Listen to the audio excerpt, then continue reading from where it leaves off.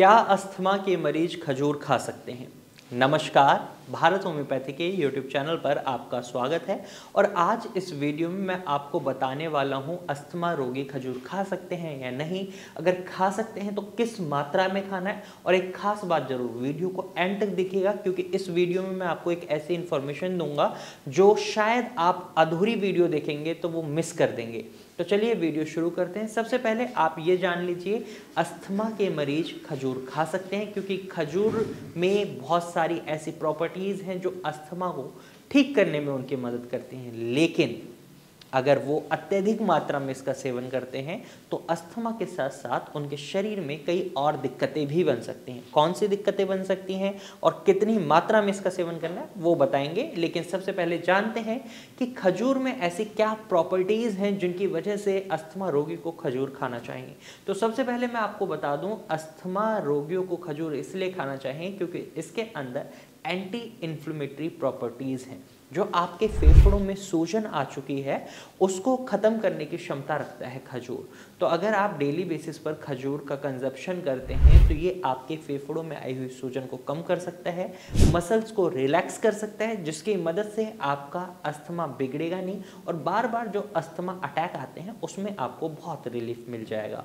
दूसरा फायदा इसका ये है कि ये आपके श्वसन तंत्र को साफ करता है, यानी गले में जो खराश आप बार बार महसूस कर रहे होते हैं तो खजूर के सेवन से आपके गले में जमा हुआ बलगम बिल्कुल साफ हो जाता है, उसको ये साफ कर देता है और गले की खराश साफ हो जाती है।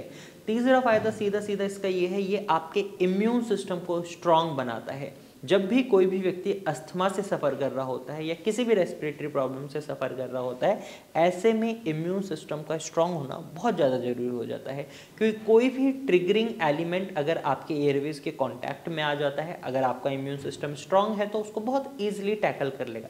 लेकिन अगर इम्यून सिस्टम वीक हो चुका है तो ऐसे में वो अस्थमा का रूप ले सकता है। तो इसलिए इम्यून सिस्टम को स्ट्रांग बनाए रखने के लिए आप खजूर का सेवन कर सकते हैं।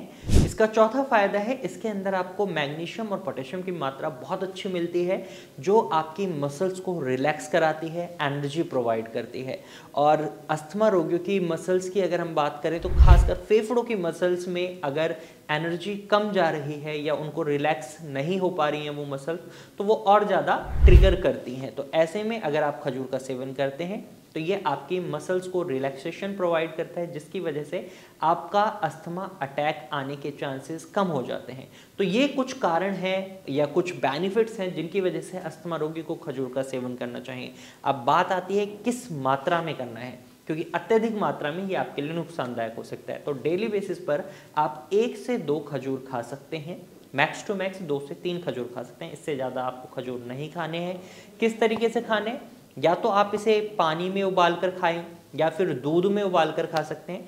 अगर आपको हार्ट रिलेटेड प्रॉब्लम है तो आप डबल टोन्ड मिल्क का ही सेवन करें या फिर काऊ मिल्क का सेवन करें, या फिर आप फैटी लीवर के पेशेंट हैं या बहुत ज़्यादा वेट गेन कर चुके हैं तो भी आपको डबल टोन मिल्क का ही सेवन करना है।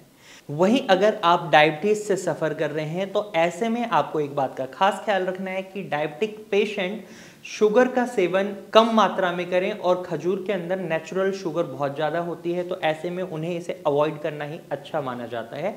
और अगर आपको खजूर से एलर्जी है तो भी आपको खजूर का सेवन नहीं करना है क्योंकि ये फ़ायदा पहुंचाने की जगह नुकसान भी दे सकता है। तो अगर आपको ये सारी दिक्कतें नहीं हैं तो ऐसे में अस्थमा रोगियों के लिए खजूर बहुत फ़ायदेमंद है, ये उनको बहुत बेनिफिट पहुंचाता है। तो आज की वीडियो में सिर्फ इतना ही। आई होप आपको समझ आ गया होगा खजूर कैसे अस्थमा को ठीक करने में आपकी मदद करता है और कितनी मात्रा में आपको इसका सेवन करना है और किस तरीके से इसका सेवन करना है।